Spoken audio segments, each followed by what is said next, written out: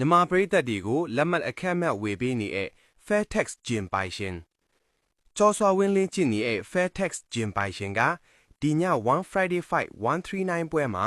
ကျော်စွာဝင်းဖွဲပါလို့မြန်မာပရိသတ်တွေအားပေးလို့ရအောင်လက်မှတ်တွေကိုအခက်အမဲ့ဝေပေးနေတာပဲဖြစ်ပါတယ်။ပိုင်ရှင်ကိုယ်တိုင်ကတော့ကျော်စွာဝင်းကိုဘလောက်အလေးထားလဲဆိုတာမြင်ရပါတယ်။ကျော်စွာဝင်းကပွဲဥထွက်ဆိုပြီးမဲ့အနီထောင်းကနေနေရာရခဲ့ပါတယ်။ကျော်ကြီးပွဲကို Fairtex Gym တတိကိုယ်တိုင်လိုက်အားပေးခဲ့တယ်လို့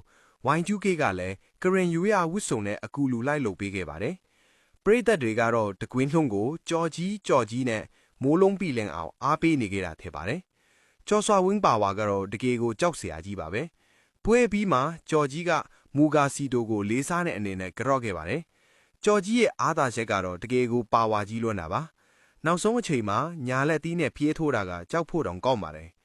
မူဂါစီတိုဘာမှတော့မလုပ်နိုင်ပါဘူး။အမီစူပါရေချမ်းတို့ကိုပညာပြခဲ့တဲ့မူဂါစီတိုဟာကြော်ကြီးရှေ့မှာတော့ဒူးထောက်လိုက်ရတော့တာပဲဖြစ်ပါတယ်။အနာရချိန်မှာကြော်ကြီးကလက်ခမောင်းခတ်ဖို့မမေ့ခဲ့ပါဘူး။ကြော်ကြီးကအလဲထိုးဘောနက်ဘတ်တုံတင်ခွဲလဲရခဲ့ပါတယ်။ဒီညအတွက်ကြော်ကြီးကတကယ်ကိုရှိုးမှမှာပါတယ်